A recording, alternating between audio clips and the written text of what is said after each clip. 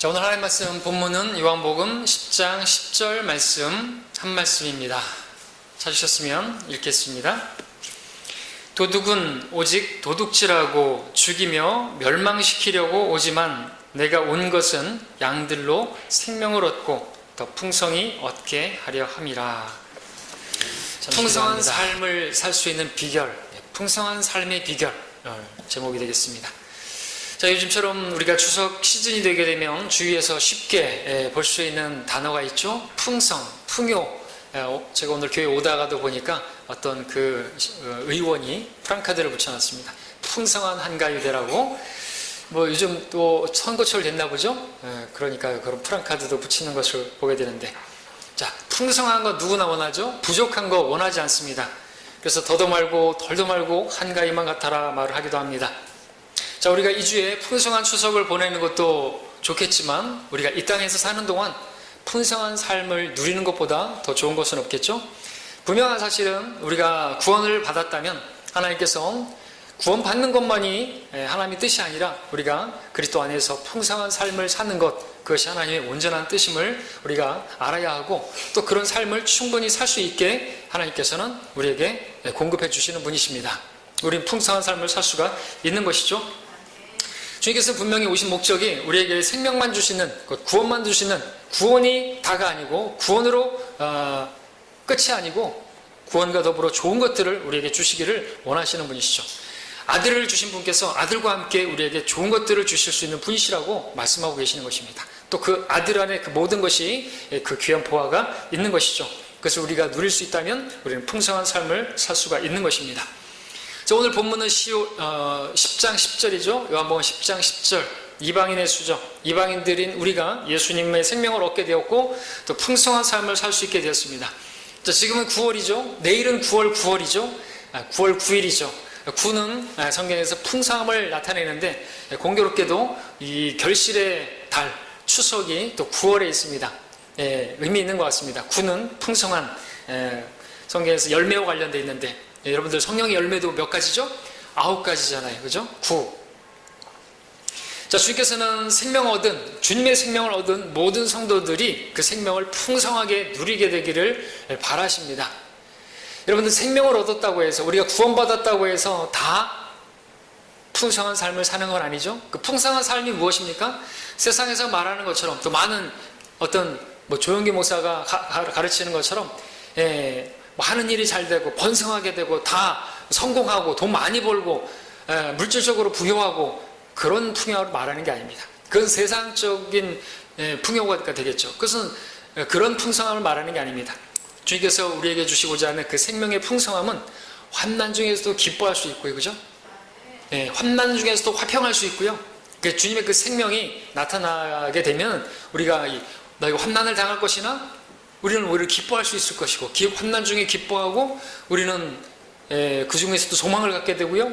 우리는 그 가운데서도 어떤 일에도 기뻐할 수 있고요. 모든 일에 감사할 수 있고요. 그럴 수 있는 게 진짜 그 생명의 풍성함 아닙니까? 생명은 있는데 믿지 않는 사람들과 똑같이 환난을 당하면 그냥 좌절하고, 어떤 어려운 일을 당하게 되면 낙심하게 되고, 화평이 다 깨져버리고, 그러면 그냥 세상 사람하고 다른 게 없다는 말이죠. 그 풍성함이라는 게 그런 것입니다. 그러니까 세상에서 말하는 그런 풍요함이 아니라, 하는 일이 다 잘 되는 그런 것이 아니라 주님의 그 생명을 누리는 것이에요. 여러분들이 늘 들어왔던 말씀 있지 않습니까? 그리스도의 생명으로 우리가 살아갈 때 사면에서 당하는 고난을 당하더라도 우리는 넘어지지 않습니다. 넘어졌다가도 다시 일어나죠. 의인은 7번 넘어져도 다시 일어나는 것처럼, 그게 풍성한 생명의 그 활력이 넘치는 삶이죠. 자, 성경은 성도들이 진리를 알게 되면 그 진리가 자유케 하리라고 말씀하고 계십니다. 근데 모든 성도들이, 모든 구원받은 성도들이 그 진리를 통해서 자유함을 누리는 것은 아닌 것이죠.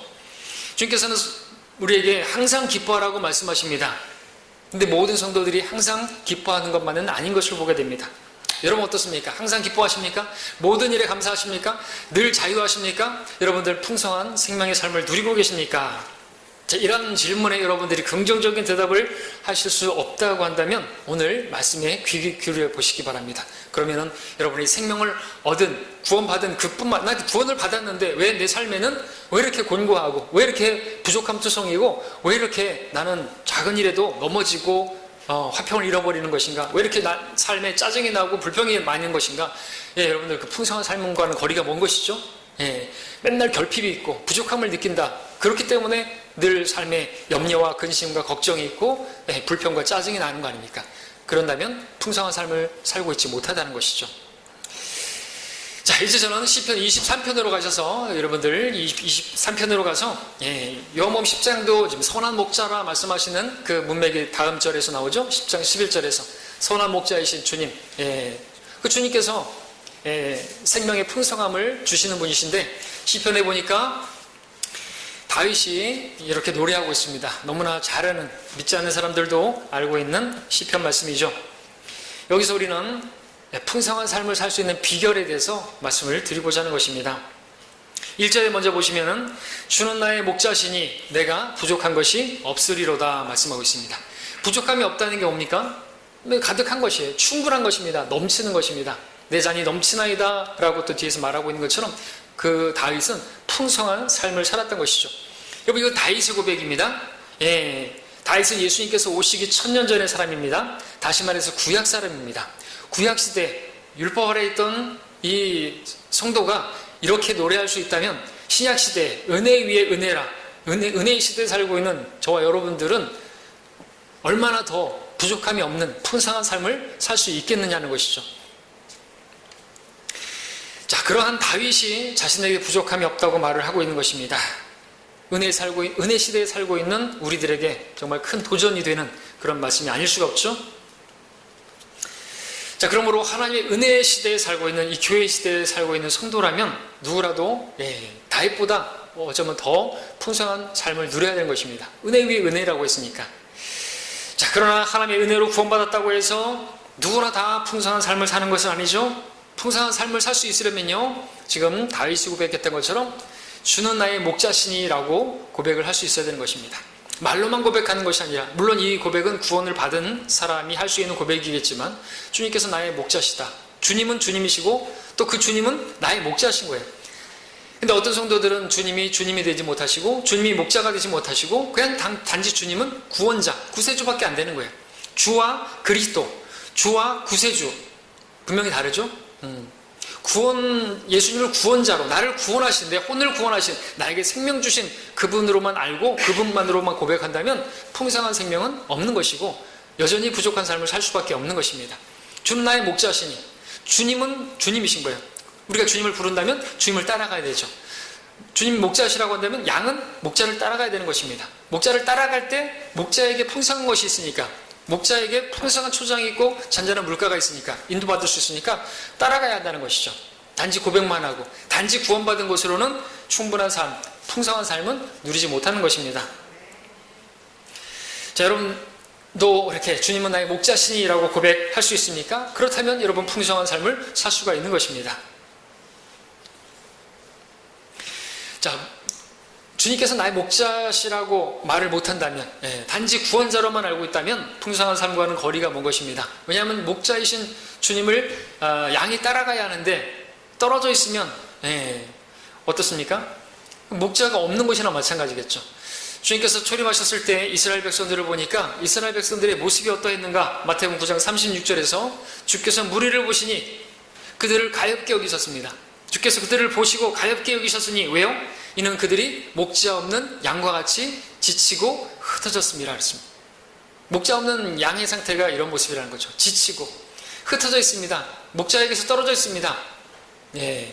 어찌 풍성한 삶을 살 수가 있겠냐는 것이죠.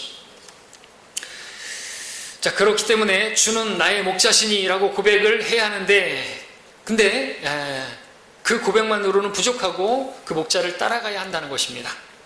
그래서 이 풍성한 삶을 살 수 있는 필수 조건은 주는 나의 목자시니라고 고백하고, 그 다음에 이제 말씀드리고자 하는 5가지로 말씀을 드릴 텐데, 이 조건들도 갖추어야 온전한, 정말 풍성한, 부족함이 없는, 잔이 넘치는 삶을 살 수가 있다는 것입니다. 자, 첫 번째로 이제 구체적으로 말씀드릴 내용은, 첫 번째는 2절에 나옵니다. 푸른 초장과 잔잔한 물가가 필요합니다. 풍성한 삶을 살기 위해서 말이죠. 그가 나를 푸른 초장에 눕게 하시며 잔잔한 물가로 나를 인도하시는도다 그랬습니다.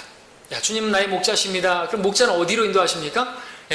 푸른 초장으로 인도하시고 잔잔한 물가로 인도하시는 것이죠. 그렇기 때문에 따라가야 합니다. 그러면은 그 푸른 초장을 만나고 잔잔한 물가를 만나게 되고 거기서 이제 풍성한 삶이 시작되는 것입니다. 자, 먼저 목자가 푸른 초장에 눕게 하시는 것을 주목하시기 바랍니다. 푸른 초장에 누워야 하는 것이죠. 근데 이제 많은 양들이 이 초장에 눕지를 않습니다. 다른 데로 자꾸만 새려고 하죠. 목자가 인도하는 그 푸른 초장보다는 다른 곳에 있는 다른 것을 자꾸만 기웃거리면서 가니까 생명의 풍성함을 누리지 못하는 것이 있다라고 록하 목사님은 또 쓰고 있습니다.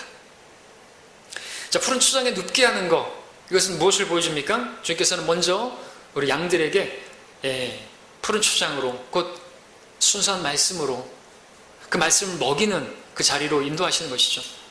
우리가 무엇을, 어떤 삶을 계획할지라도 주님께서는 우리에게 풍성한 삶을 주시기 위해서 먼저는 말씀 앞에 앉게 하시는 것입니다. 왜 그렇습니까? 우리는 영의 양식인 하나님의 말씀을 먹어야만 풍성한 삶을 살 수 있는, 시작을 할 수 있기 때문에 그렇습니다.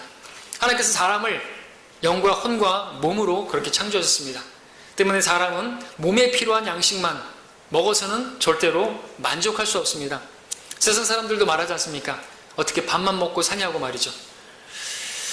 영의 양식인 하나님의 말씀을 먹지 않지 살아가는 삶은요, 사실 그리스도인들에게는 더더욱 사는 게 아닌 것입니다. 믿지 않는 사람들하고 똑같이 원망하고 불평하고 근심하고 염려하는 동일한 삶을 살 수밖에 없는 것이죠. 왜냐하면 주님께서는 사람이 빵으로만 사는 것이 아니라 하나님의 말씀으로 사느니라고 말씀해 주셨기 때문에 그렇습니다. 여러분들이라 할지라도 빵만 먹고 살면, 밥만 먹고 살면 사는 게 아니죠. 왜? 주님께서는 하나님 말씀으로 사느니라 말씀하셨기 때문에, 살아도 사는 게 아닌 그런 삶은 빵만 먹는 삶이에요. 세상 사람들이 흔히 말하죠. 사는 게 아니야. 왜 사는지 모르겠다 말합니다. 실상 그들은 무엇으로 사는지를 모르기 때문에 그런 고백을 하는 것이죠. 사람은 빵으로만 사는 것이 아니라 하나님 말씀으로 사느니라는 말씀을 모르기 때문에, 그 말씀을 먹지 않았기 때문에 왜 사는지, 도대체 뭐 때문에 사는지, 내가 사는 존재가, 가치가, 목적이 어디 있는지, 왜 살아 물어보면 아무 말도 못하지 않습니까? 그러므로 풍성한 삶을 살기 위해서는요, 무엇보다도 말씀을 먹어야 하는 것입니다. 양들이 푸른 초장에서 풀을 뜯고 먹고 그렇게 하는 것처럼 말이죠. 자, 육의 양식을 먹지 못하게 되면 육신이 말라가듯이 영의 양식인 말씀을 먹지 않으면 당연히 풍성함이 아니라 오히려 메말라가게 되는 거죠. 영적인 메마름, 풍성한 삶과는 관계가 없는 것입니다. 그러므로 하나님 말씀을 먹어야 됩니다. 하나님 말씀을 읽어야 됩니다. 하나님 말씀을 읽지 않으면서 풍성한 삶을 기대하는 것은 그 심지 않은 데서 거두는 것과 마찬가지인 것입니다. 자, 근데 하나님 말씀을 읽는데 그 읽는 것만으로 또 충분하지 않고 먹는다라는 표현 자체가 뭡니까? 먹고 소화를 해야 되겠죠. 단지 읽는 것은 그냥 머리로만 읽고 그냥 눈으로만 읽고 그냥 지나치면 안 되는 것이죠. 그 말씀을 믿어야 하는 것입니다. 하나님 말씀을 읽을 때 사실 그대로 하나님 말씀으로 믿어야만 그 믿는 사람 안에서 하나님 말씀이 효과적으로 역사를 하는 것이죠. 그렇게 효과적으로 역사하는 것이 바로 이제 잔잔한 물가로 인도받는 것이다 라고 말할 수 있습니다. 그리고 그렇게 잔잔한 물가로 인도받아야 거기에서부터 이제 생명의 풍성함을 누릴 수가 있다는 것입니다.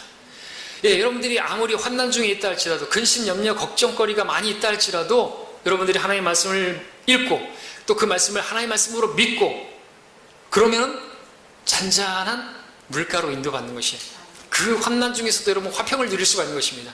기쁨을 누릴 수가 있는 것입니다. 그 가운데서 감사가 나올 수가 있는 것이죠. 그것이 예수 그리스도의 생명이 풍성하게 드러나는 것이잖아요. 그렇죠?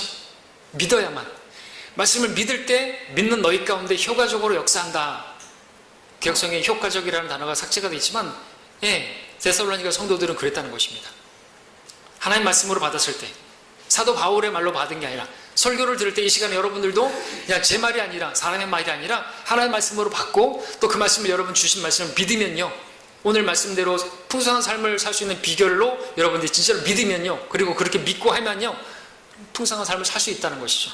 문제는 믿지 않으니까 하나님의 영광을 보지 못하고 풍성한 삶을 누리지 못한다는 것입니다. 자, 성령님께서는 말씀을 믿는 자 안에서 역사하시죠. 그에 따라 성도들의 마음에는요, 성령 열매가 풍성하게 맺혀지는 것입니다. 사랑과 기쁨과 화평과 오래 참음과 선함과 친절과 절제와 온유와 믿음과 어떤 상황에서도 그런 것들이 풍성하게 맺어지는 것이에요. 그 성령 열매가 맺어지는 것이 풍성한 삶인 것입니다. 그렇죠? 막 나에게 힘들게 하는 사람에도 불구하고 오히려 그에 대해서 온유하게 대하고 친절하게 대하고 선하게 대하고 그를 믿고 나중에 변화되겠지 믿고 그리고 그에게 사랑으로 대하고, 와, 이 자체가 그 사람은 부족함이 없는 거예요. 풍성한 것이에요. 풍성한 생명, 예수 그리스도의 생명이 지금 나타나고 있다는 것이죠. 성령님의 역사는 물과 관련되어 있죠. 본문에서는 잔잔한 물가라고 말씀하고 있습니다. 때문에 말씀을 읽는 일은 푸른 초장으로 눕는 것으로, 그리고 말씀을 읽는 말씀을 믿는 것은 잔잔한 물가로 인도받는 것으로 적용할 수 있습니다. 자, 하나님의 말씀은 푸른 초장입니다. 그냥 초장도 아니고 일단 푸른 초장이죠. 푸른 초장입니다. 성경이 또 순수한 말씀의 젖 그랬는데 여러분들 거기에는 뭐가 들어가면 안 되는 것이에요. 초장이라도 같은 초장이 아닌 거죠. 푸른 초장입니다. 여러분 농약 뿌린 그런 뭔가 이물질이 들어간 그런 초장에 넣으면은 병이 들죠. 양이라도. 푸른 초장으로 하나님께서 인도하십니다. 순수한 말씀으로 먹어야 됩니다. 잔잔한 물가, 성령께서 말씀을 통해서 주시는 화평, 잔잔한 내 영혼 평안에 늘 잔잔한 성령의 역사지 않습니까? 생수의 강들이 흐릅니다. 나를 믿는 자는, 요한복음 7장 38절에서 나를 믿는 자는 성경이 말씀한 것과 같이 그에 대해서 생수의 강이 흐르리라 그랬습니다. 잔잔해 화평이 흐르겠죠. 믿는 자에게. 우리가 믿었을 때, 예수를 믿었을 때 어땠습니까? 정말 그때의 첫사랑, 그때의 그 어떤 일은 다 똑같고 상황은 다 똑같은데도 불구하고 말할 수 없는, 이해할 수 없는, 지각을 초월하는 하나님의 평강. 우리가 기도할 때도 마찬가지지 않습니까? 아무것도 염려하지 않고 다만 모든 것들을 하나님께 아뢰일 때 이해할 수 없는, 우리 지각을 초월하는 하나님의 평강이 우리의 마음을 지킨다고 말씀하고 있지 않습니까? 그 사람이 누굽니까? 그렇게 기도하고 믿으니까, 맡겼으니까 나에게 이제 할 일 다 했잖아요. 믿으니까 마음의 평안을 주시잖아요. 말씀도 마찬가지죠. 그래서 우리가 말씀을 읽고 또 말씀을 묵상하고 말씀을 암송하는 이유가, 그 필요가 바로 풍성한 삶을 위해서 필요한 것입니다. 그리고 우리가 읽었던 말씀, 암송했던 그 말씀을 믿어야죠. 하나님께서 하실 수 있다고, 또 하신다고 말씀을 주셨으니까 이 모든 어려운 상황도 주님께는 문제가 아니라고, 능하신 손으로 활로 해결해 주실 걸 믿는다면 내 영혼 잔잔하게 물가에서 쉬는 것과 같은 그런 삶을 누리게 되는 것입니다. 그게 풍성한 삶인 것이죠. 자, 믿는 자 안에서 하나님께서는 기쁨도 주시고 즐거움도 주십니다. 예레미야의 이 말씀이 있습니다. 15장 16절에 주의 말씀이 발견되었기에 내가 그것을 먹었더니 주의 말씀이 내게는 내 마음의 기쁨과 즐거움이 되었나이다. 그 말씀을 먹었더니, 믿었더니, 먹었다는 것은 이제 소화가 되잖아요. 믿으니까 내 마음에서 이제 화평이 있고 기쁨과 즐거움이 되었다 말하는 것입니다. 자, 그러므로 우리가 날마다 하나님 말씀과 또 그 말씀을 통한 그 성령님의 주시는 잔잔한 평화, 기쁨, 그것을 경험한다면 세상이 줄 수 없는, 세상을 통해서는 경험할 수 없는 그와 같은 풍성함을 누리게 되는 것입니다. 자, 그러므로 여러분 이와 같은 풍성한 삶을 누릴 수 있는 비결을 여러분 아셨죠? 그러기 위해서 우리 말씀 앞에 가야 됩니다.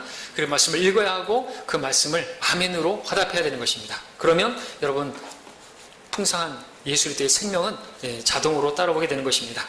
두 번째 비결, 3절을 보겠습니다. 3절에서 의의 길을 걷는 것이 필요합니다. 그가 내 혼을 소생시키시고 그의 이름을 위하여 의의 길들로 나를 인도하시는도다 그랬습니다.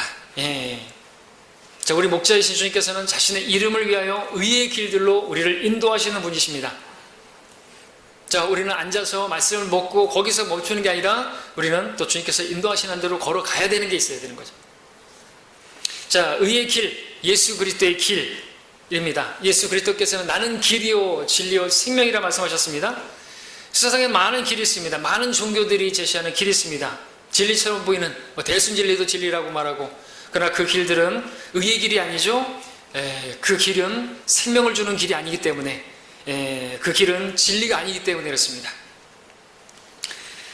그들이 아무리 진리처럼 보일지라도 생명을 줄 수 없는 것은 그 길은 멸망의 길이고, 그 길은 예수 그리스도의 길이 아니기 때문에 그렇습니다.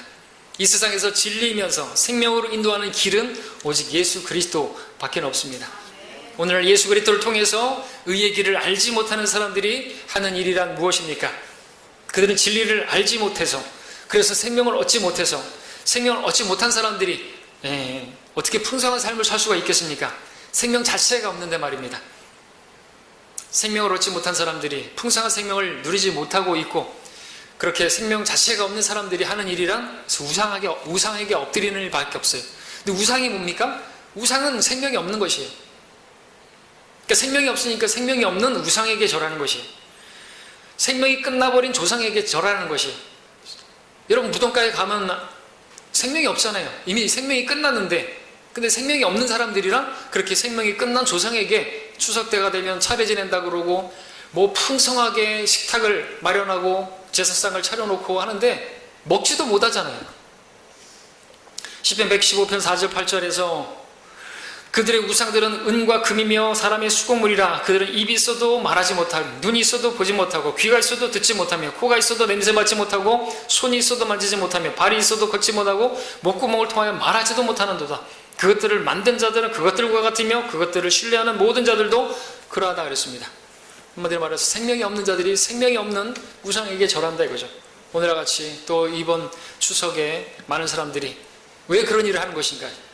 생명이 없기 때문에 그렇습니다. 진리가 없기 때문에 그렇습니다. 길이신 의의 길을 모르기 때문에 그렇죠.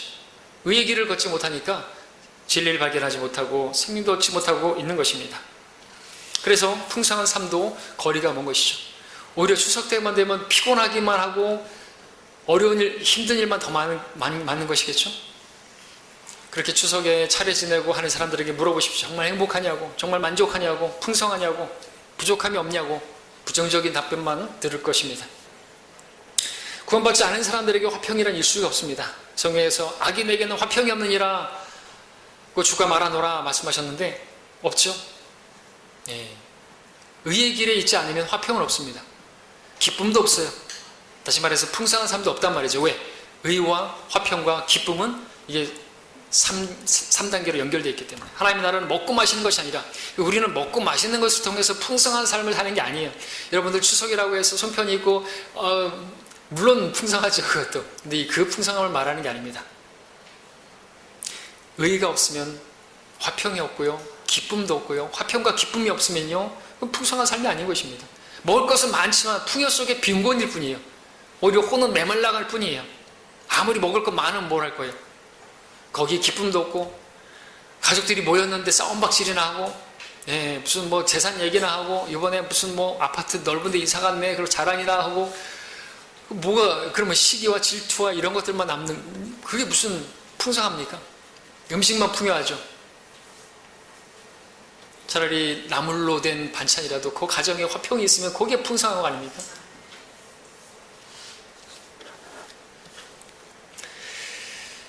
자, 의의 길을 걷지 않는다면 그 의의 길이 아닌 그 멸망의 길이고, 그것은 넓은 길이고 많은 사람들이 걷는 길인데 그 끝은 죽음이고 멸망이라고 말씀하십니다.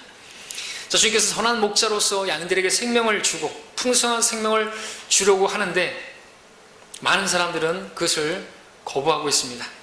왜냐하면 사탄이 있기 때문에 그렇죠. 도둑질하는 자가 있기 때문에 그렇습니다. 사람들의 혼들을 도둑하고 도둑질하고, 또 구원받은 그리스도인들에게서는 뭘 도둑질하죠? 풍성한 생명을 살지 못하도록 그 풍성한 생명을 도둑질하는 것이. 풍성한 생명을 살지 못한다고 한다면 마귀에게 이미 도둑질을 당한 것이에요. 여러분들 기쁨을 잃어버렸다, 평안을 잃어버렸다, 마귀가 그렇게 한 것이다 믿으시면 되는 것이에요. 화평이 없다, 마귀가 역사하는 것이에요. 여러분들이 감정으로 막 육신으로 막 그렇게 반응을 하고 있다, 잘 간파하셔야 되는 거예요. 마귀가 그렇게 하는 것이에요. 여러분들 사용하고 있는 것입니다. 근데 그 전쟁인데, 영적 전쟁인데 여러분들 그걸 모르고 역시나 감정적으로 뭐 하고 그러면 마귀에게 유익 주는 것이 다 빼앗기는 거죠. 풍성한 삶 없습니다. 자, 요한복음 10장 10절에서는 도둑질하고 죽이고 멸망시키기 위해서 온다 그랬습니다. 그에 의해서 많은 사람들이 생명을 얻지 못하고 또 그리스도인들은 풍성한 생명을 도둑질하고 도둑질당하고 그렇게 살아가고 있는 것이죠. 의의 길, 주님께서 걸어가라고 하시는 그 길을 걷지 않기 때문에 풍성한 삶을 살지 못하는 것입니다. 자, 주님께서는 우리를 초청하시죠. 초청하셨습니다. 그리고 말씀하신 게 뭐냐니까 내 멍에를 메라 그랬습니다. 내 멍에는 쉽고 가볍다고 말씀하셨습니다. 그 멍에는 뭡니까? 소 2마리가 이렇게 그 밭을 갈기 위해서 도구로 이렇게 한 쌍이 돼서 가는 거, 그거죠. 함께 동행하는 것을 의미하는 것입니다. 그러니까 주님께서 나와 동행하자라는 것입니다. 멍에를 같이 매자는 거죠. 주님께서 주시는 멍에는요, 주님께서 다 지고 가시기 때문에 사실은 우리 그냥 얹고만 가는 것이에요. 그렇기 때문에 쉽고 가벼운 것입니다.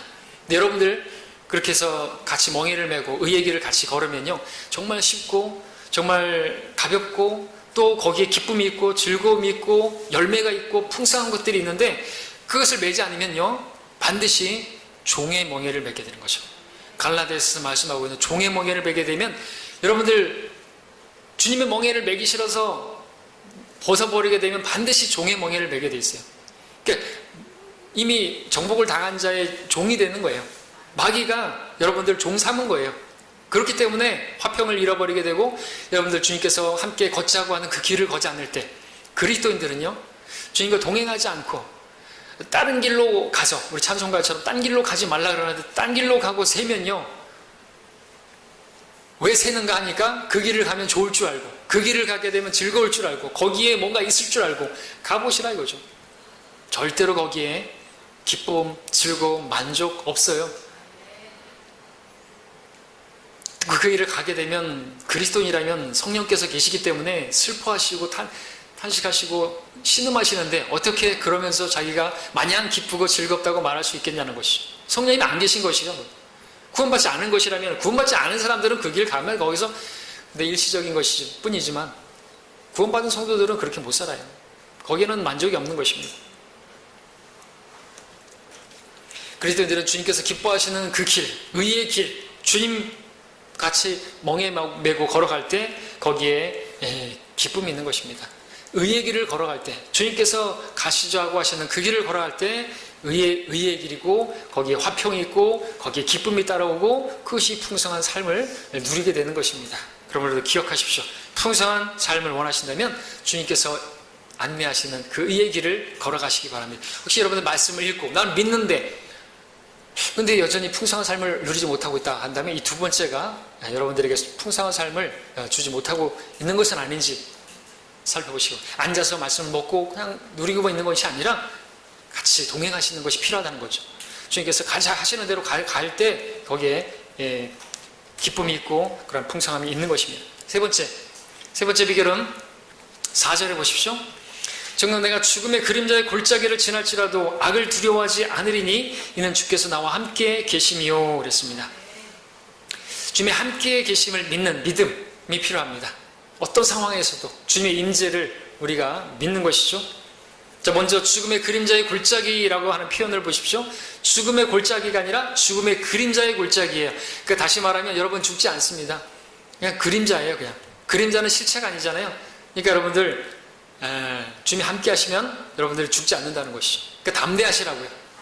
주님 목자시고 주님께서 항상 함께 하시고 그런데 왜 죽습니까? 의의 길을 걷는다 할지라도 여러분들 주님께서 가자 하시는 대로 가다 보면은 주님께서는 푸른 초장과 잔잔한 물가로만 인도하시는 것이 아니라 죽음의 그림자의 골짜기를 지나는 일들도 만나게 되어 있습니다. 환난을 당하게 되어 있습니다. 그리스도 안에서 박해를 받을 수 있습니다. 그리스도 안에서 경건하게 사는 사람들, 정말 의의 길을 걷는 사람들, 의의 길을 걷고 주님 잘 따라가는데 환난이 왜 있어요? 박해가 왜 있어요? 있습니다. 그런데 그럼에도 불구하고 두려워하지 않습니다. 어떤 일을 만나도 낙심하지 않고 절망하지 않습니다. 왜요? 주께서 나와 함께 하신다는 임재가 있기 때문에 그렇죠. 주님 함께 하심을 믿기 때문에 그렇죠. 자, 분명한 것은 구원받았다고 해서 또 주님의 길을 따라가는데 가고 있는데 환난이 없다? 그렇지 않습니다. 어떤 교회들이 말하는 것처럼 예수님 믿으면 다 잘 되고 그런 거 아니에요. 예수님 믿으면 이제 장밋빛 인생이고 꽃길만 걷는 그런 게 아니라는 거죠. 요즘 교회에서도 꽃길만 걸으라고 뭐 그런 표현을 쓰는데 목사가 완전히 잘못된 거죠. 그리스도인들은 십자가의 길을 걷는 것이에요. 무슨 꽃길을 걸어요. 세상에서 그렇게 말하는 걸 똑같이 그렇게 쓰면 어떻게 해요? 꽃길이 아니에요. 장밋빛 레드카펫이 아니에요. 우리는 좁은 길이고, 그죠? 십자가의 길이고, 어떻게 보면 가시밭길이라고 할 수 있는 것이에요. 근데 어떻게 꽃길을 얘기하냐고죠. 성경을 보면 다윗뿐만 아니라 많은 믿음의 사람들이 죽음의 그림자의 골짜기를 지나는 것 같은 그런 삶을 살았어요. 그러니까 죽음의 그림자의 골짜기라는 것은 죽음이 아니에요. 죽지 않아요. 그림자예요. 그러니까 이것은 고난을 말하는 거죠. 고통을 말하는 거죠. 우리에게 고난이 많이 있습니다. 주께서 우리를 고난으로 또 동참자로 부르셨지 않습니까? 그럼에도 불구하고 그런 두려울 만한 상황에서, 그런 정말 사면에서 당하는 고난 가운데서도 두려워하지 않는다. 절망하지 않는다. 어째서요? 주님께서 양을 지키시는 목자와 같이 나와 함께 계시기 때문에. 주님이 함께 계시는데 왜 두려워합니까? 왜 요동합니까? 자, 우리는 자칫 우리에게 닥치는 그 고난이, 그 고난 때문에, 그 환난 때문에 나로 하여금 풍성한 삶을 살지 못하게 한다라고 생각할 수 있지만 그것은 착각입니다. 우리가 그러한 고난을, 환난을 당할지라도 풍성한 삶을 사는 거는 전혀 문제가 안 되는 것이죠. 왜냐하면 주님께서 함께 계시기 때문에. 4절 다시 한번 읽어볼까요? 정녕 내가 죽음의 그림자의 골짜기를 지날지라도 악을 두려워하지 않으리니 이는 주께서 나와 함께 계심이요까지 라고 말하고 있습니다. 주님께서 함께 하신다라는 말씀을 잘 보십시오. 자, 내가 죽음의 그림자의 골짜기를 지날지라도 악을 두려워하지 않는 이유는 하나님께서 전능하시기 때문이다? 아닙니다. 전능하신 분이라 할지라도 나와 함께 계시지 않으면 무슨 의미가 있어요? 내가 죽음의 그림자의 골짜기를 지라도 내가 악을 두려워하지 않는 이유는 주께서 살아계시기 때문이다 라고도 기록되어 있지 않습니다. 아니, 주께서 살아계신 건 분명합니다. 그러나 주께서 살아계신다 한들 나와 함께 하지 않는다면 무슨 의미가 있겠습니까? 자, 성경은 분명히 그럴지라도 내가 두려워하지 않는 것은 주께서 나와 함께 하시기 때문이라. 무슨 뜻인지 아시겠습니까? 여러분, 그 가운데서도 주께서 함께 하고 계심을 믿으라는 것이죠. 임마누엘이 하나님이죠. 우리와 함께 하신 하나님. 내가 너를 버리지도 않고 떠나지 않는다. 히브리서 13장이죠. 말씀하시기를 내가 너를 떠나지도 아니하고 너를 버리지도 아니하리라 하셨습니다. 그러므로 우리가 담대하게 말하기를 주는 나를 돕는 분이시니 사람이 내게 무엇을 하든지 내가 두려워하지 아니하리라 했습니다. 다른 이유가 아니죠. 주님 나와 함께 하신다는 거예요. 임마누엘의 하나님 믿으라는 것이죠. 목자가 양을 버리지 않습니다. 양이 목자를 버리려고 하는 게 문제지. 우리가 목자로 그렇게 믿고 그렇게 주님의 임재를 믿는다면 어떤 상황에서도 여러분들 여기서도 믿음이 필요하겠죠. 주님이 함께 하심을 믿는 믿음. 그럴 때 우리는 풍성한 삶을 살 수 있습니다. 우리에게 뭐 원수가 없고 뭐 아무런 어려움도 없고 그런 게 아니에요. 근데 그런 중에서도 우리는 화평을 누릴 수 있고 그런 중에서도 두려워하지 않을 수 있고 오히려 담대하게 그런 생명의 풍성함을 드러낼 수가 있다는 것입니다. 예, 이것이 비결입니다. 여러분들도 다윗처럼 고백을 하십니까? 주님께서 나와 함께 계신다고. 주께서 나와 함께 계신다면요, 풍성한 삶은 자동으로 따라오는 것입니다. 그러나 주님으로부터 멀리 떨어져 계신다고 한다면, 주님은 나로부터 멀리 떨어져 계신다고 생각한다면, 그럼 풍성한 삶과도 멀리 떨어지게 되는 것은 당연한 것이겠죠. 자, 주님의 모든 것을, 우리의 모든 것을 채우시는 충만 그 자체이신 주님께서 나와 함께 계신다라고 한다면 어찌 풍성한 삶이 멀리만 있겠습니까? 절대로 그렇지 않죠? 네 번째는 4절 하반절에 주의 막대기와 주의 지팡이가 나를 위로하심이라. 네 번째 풍성한 삶의 비결은 주의 막대기와 주의 지팡이가 있기 때문이다 말씀드립니다. 자, 목자의 지팡이, 막대기. 우리가 의의 길을 걷지만은 않죠. 우리가 다른 길을 자꾸만 가기도 하죠. 그때 목자에게는 지팡이가 있고 막대기가 있는데 지팡이는 우리를 의의 길로 인도하는 것이기도 하고 또 우리가 잘못된 길을 갈 때 그 양의 목을 걸어가지고 그 지팡이가 꼬부라졌으니까 다른 길로 가지 못하도록 그렇게 이끄는 그런 지팡이가 되겠습니다. 그런데 자꾸만 다른 길로 가면 어떻게 됩니까? 막대기가 있습니다. 막대기로 맴매를 하시죠. 징계가 있단 말입니다. 근데 여기서 뭐라고 말합니까? 그것이 나에게 위로가 된다고 말하고 있습니다. 자, 우리 하나님의 뜻에서 벗어나게 될 때 주님께서는 지팡이뿐만 아니라 막대기로 우리를 대하시기도 하십니다. 지팡이는 우리에게 정말 위로가 되는 것이 아닐 수가 없습니다. 근데 막대기도 위로가 된다는 것이죠. 왜냐하면 징계도 우리에게 위로가 된다는 것입니다. 다윗은 그것을 말하고 있습니다. 주님의 징계조차도 나에게 위로가 된다? 주님께서 내가 그 길 갈 때 나를 징계하신다? 이것을 위로로 삼는다. 이것은 자체가 풍성한 것이에요. 왜냐하면 징계라는 것은 사랑하기 때문에 주시는 거잖아요. 여러분들 잘못된 길을 가고 있는데 징계도 없어요. 그럼 위로도 없겠죠? 소망도 없겠죠? 하나님 날 싫어하시는가 보다. 사실 그렇게 돼야지 마땅한데 징계가 없네? 막 나가야지? 이런 양이 있습니까? 못된 양이죠. 징계가 있을 때 위로가 있죠. 주님께서 나를 사랑하셔서 이렇게 징계하시는구나 하고 그 징계 안에서도 그 막대기로 인해서도 위로를 받을 수 있다면 여러분들 그 자체가 풍성한 삶을 살 수 있는 것이에요. 우리는 항상 의의 길을 걷지 못하잖아요. 곁길을 가기도 하잖아요. 근데 그 가운데 여러분들이 하나님 주시는 어떤 따끔한 징계가 있을 때 그것도 여러분들 위로로 삼을 수가 있다면 그것이 있기 때문에 우리는 풍성한 삶을 살 수가 있는 것입니다. 자, 주의 지팡이와 막대기를 위로로 삼고 그조차도 감사하게 여기고 모든 일에 감사하고 항상 기뻐하라 말씀처럼 그조차도 기뻐할 수 있다면요, 그러면 어찌 풍요롭지 않을 수가 있겠습니까? 그렇죠? 징계조차도 고난뿐만 아니라 내가 곁길 가가지고 고난이 임하고 내 잘못으로 인해서 어려움이 임하고 그렇다 할지라도 그 가운데서도 내가 심은 대로 거두게 되었구나. 주님께서 나에게 그래서 내가 잘못된 길을 갈 때 그냥 내버려 두지 않으시고 이런 어려움을 허락하셨구나 라고 믿고 그 가운데서도 감사하고 기뻐할 수 있다면, 그리고 위로를 받을 수 있다면 풍성한 삶이죠. 그게 풍성한 삶입니다. 아무나 그렇게 못 사는 것이죠. 환난 중에서도 기뻐할 수 있는 삶. 자, 마지막 5번째 비결은요, 5절에서 보겠습니다. 주께서 내 원수들의 면전에서 내 앞에 식탁을 마련하시나이다. 주께서 내 머리에 기름으로 부으시니 내 잔이 넘치나이다 말씀하고 있습니다. 자, 우리에게 5번째 풍성한 삶을 살 수 있는 비결은요, 마귀를 대적하는 삶이 필요하다 그랬습니다. 마귀를 대적하는 일이 있을 때 우리에게 풍성한 삶을 살 수 있다. 왜냐하면 이 서두에 말씀드렸던 것처럼 또 요한복음 10장 10절에서 말씀하고 있는 것처럼 도둑질하는 자가 있고, 그렇죠? 강도가 있기 때문에 대적하지 않고 풍성한 삶은 없는 것이 다 뺏겨버린다는 거죠. 마귀를 대적하는 것이 필요합니다. 자, 우리 그리스도인들은 영적 전쟁을 치르고 있습니다. 그리스도인의 전쟁은 치열합니다.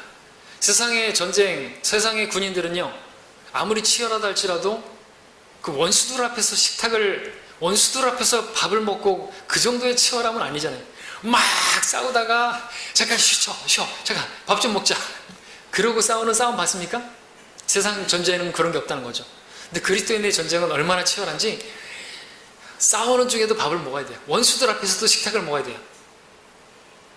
주님께서 우리를 원수들 앞에서 식탁을 마련하시는 분이십니다. 그러므로 우리는 원수들 앞에서 식사를 해야 되는 것입니다. 그러니까 이 말은 그만큼 우리의 원수가 우리 가까이에 있다는 것을 말하는 것이에요. 물론 주님께서 우리와 함께 계십니다. 그런데 마귀도 우리 곁에 있다는 것을 아셔야 되는 것이죠. 자, 그렇게 마귀가 울부짖는 사자와 같이 우리를 삼키기 위해서 노리고 있는데 정신을 차리지 못하고 깨어있지 못하고 마귀를 의식하지 않고 그러고 있다면 풍성한 삶은 도둑질 당하는 거예요. 마귀가 우리에게서 원하는 것은요, 다른 게 아니에요. 우리의 구원을 잃어버리게 못합니다. 우리가 받은 생명, 우리의 구원 영원히 보장됩니다. 구원은 뺏어갈 수 없어요. 근데 우리에게서 뭘 뺏어가려고 하는 것이에요? 풍성한 삶을 뺏어가려고 하는 것이죠. 두렵게 만들고 화평을 잃어버리게 만들고 초조하게 만들고 그냥 근심 걱정 염려하게 만들고 그것을 위해서 공격하는 것이. 근데 우리에게 필요한 건 뭐냐, 그 원수들이 있는데 그 원수를 의식하고 깨어 있어야 한다는 거죠. 주님께서 계속 말씀하시죠. 깨어 있어라, 깨어 있으라. 그래서 풍성한 삶을 살기 위해서 우리는 우리의 대적을 의식하고 그를 경계하는 것이 필요하다는 것입니다. 여러분, 기드온의 300용사를 아시죠? 하나님께서 그들과 같은 그리스도 용사를 필요로 하십니다. 그들을 원하십니다. 기드온의 300용사가 어땠는데요? 그들은 왜 300용사로 부름받은 것입니까? 나머지 병사들은 다 돌려보냈습니다. 300명을 어떻게 했습니까? 그들은 적들 앞에서 적들을 의식하고 깨어있는 사람들이었거든요. 나머지는 어떻게 했어요? 물 마시는 것으로 시험하셨는데 그것은 시험이었는데 가서 물 마시라. 물론 목마르기도 하겠지만 그렇다고 해서 적들이 저 바로 앞에 있는데 거기다가 목가에 가가지고 허리를 굽히고 무릎을 꿇고 머리를 쳐박고 입을 갖다가 물에다가 대고 그러고 먹을 수 있냐는 것이죠. 적이 앞에 있는데, 물론 그 모습은 적 앞에서 항복하는 그런 의도는 아니지만 적들이 오해할 수 있잖아요. 쟤네들 우리한테 항복하나 보다. 그러고서 그러면 안 되잖아요. 어떻게 적 앞에서 무릎을 꿇냐 이거죠. 그리고 머리를 엎드리냐 이거죠. 우리 무릎 꿇으면 안 되는 거죠. 그런 모양새는 그리스도로서 합당치가 않은 것입니다. 자, 주님께서는 그렇게 하지 않고 그 가운데서 오히려 물을 떠가지고 입으로 가져가서 계속 적들을 주시하면서 혀로다가 하여튼 300명으로 삼으신 것이죠. 그들에게 주님의 능력이 무엇인지, 주님의 영광이 무엇인지, 주님께서 싸우시면 어떻게 되는지를 보여주신 거 아닙니까? 필요한 게 뭡니까? 적들이 우리 앞에 있다는 거죠. 그러므로 풍성한 삶을 살고자 하면요, 여러분들 원수를 의식해야 되는 것입니다. 그들을 경계해야 되고요, 더 적극적으로 대적해야만 하는 것입니다. 원수 대적 마귀는 우리의 그 풍성한 삶을 빼앗기 위해서 호시탐탐 노리고 있기 때문에 그렇습니다. 마귀는 빼앗고 도둑질하는 자요. 다른 거 빼앗는 거 아니에요. 우리에게서 구원 못 뺏어요. 영원한 생명은 못 뺏어요. 그러나 그 생명의 풍성함은 빼앗기 위해서. 그래서 여러분들이 화평을 잃어버렸다, 기쁨을 잃어버렸다, 즐거움을 잃어버렸다, 여러분들 예배 나오는데도 하나도 기쁘지 않다, 깨어 있어야 되는 거죠. 왜 이렇게 된 것입니까? 도둑질 당한 것이에요. 주님 앞에 오는데 기쁨이 없고 그러면은 문제가 있다는 거죠. 의식을 못하고 있는 거예요, 지금. 화평을 잃어버리는데, 기쁨을 잃어버리는데, 마음에 근심과 걱정과 염려 이런 것들만 잔뜩 있는데 그 자체가 뭐냐 이것이죠. 마귀에게 도둑질 당한 것이. 기도를 하지 않고 있으면요, 마귀가 울부짖는 사자처럼 어떻게 목을 물면 기도가 막히죠. 기도가 막히면 기도가 안 나오죠. 영의 호흡인데 기도가. 여러분 기도하십니까? 기도하지 않고 어떻게 풍성한 삶을 살 수 있습니까? 먹지도 못해요. 성경을 안 읽어요. 기도를 안 해요. 마귀에게 삼켜진 바 되기 때문에 그렇죠. 이것은 비유가 아닌 실제입니다. 실제. 이 전쟁 실제예요. 다른 전쟁보다도 더 치열한 전쟁입니다. 깨어 있어야 되는 거죠. 오늘 우리나라 주적을 모르고 그러는데 적을 알아야 되는데 적을 몰라요. 우리도 몰라요. 지금 노리고 있는데 삼키려고 다 빼앗아가고 있는데 뺏기고 나서도 다 뺏겼는데도 이거는 그냥 그런 것이죠. 내가 뭐 짜증나고 뭐 화나고 이런 거는 그냥 뭐 그럴 수도 있는 것이고 그 마귀가 훔쳐간 것이야. 그것이 분별력을 가져야 되는 거예요. 마귀는 여러분들에게서 빼앗을 것이 있어요. 평을 빼앗는 것이고 한마디로 말하면 풍성한 생명을 빼앗는 것이에요. 생명이 아닌. 자, 그러므로 여러분 마귀를 의식하는 중에서 깨어서 그를 대적해야 하는 일이 필요합니다. 무엇을 위해서요? 풍성한 삶을 누리기 위해서는 말이죠. 말씀을 맺겠습니다. 오늘 우리는 풍성한 삶을 살 수 있는 비결을 5가지로 말씀을 드렸습니다. 하나님의 말씀을 읽고 그 말씀을 믿고 또 주님께서 가자 하시는 의의 길을 걷는, 그리고 주님의 함께 하심을, 그 가운데 함께 하심을 믿는, 그리고 주의 지팡이와 막대기조차도 여러분들이 그것을 위로로 삼는 일, 그리고 원수를 의식하고 깨어서 그를 대적할 때 여러분들 이 5가지가 여러분에게 있을 때 하나님의 약속하신 풍성한 삶, 그리고 주의 선하심과 자비하심을 그 가운데서 맛보게 되고 주께서 여러분의 머리에 기름을 부으시는, 그리고 여러분의 잔이 넘치나이다라고 고백할 수 있는 그 삶이 여러분에게 주어질 줄로 믿습니다. 자, 세상 사람들은 이런 삶을 살기를 원치 않죠? 이게 무슨 풍성한 삶을 사는 비결인가? 이런 게 풍성한 삶인가?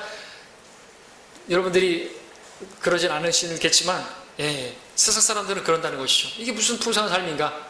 추석과 같이 송편 먹고 떡 먹고, 근데 그것으로 풍성한 게 아니라는 것이죠. 먹을 게 잔뜩 있다고 해가지고 풍성한 게 아니잖아요. 먹는 것으로 사는 게 아니에요. 자, 오늘 이 말씀을 여러분들이 받으시고 이 말씀으로 사시면 여러분들 풍성한 삶은 주님께서 보장해 주십니다. 주님께서는 이 풍성한 삶을 사람들에게 주님께서 오실 때 칭찬과 존귀와 영광을 주실 것입니다. 상을 주실 것이에요. 그러니까 더 풍성한 것들을 누리는 건 진짜 우리가 승리자 아닙니까? 자, 이 말씀 받은 대로 이 시간 또 하나님 앞에 기도하는 시간 갖겠습니다.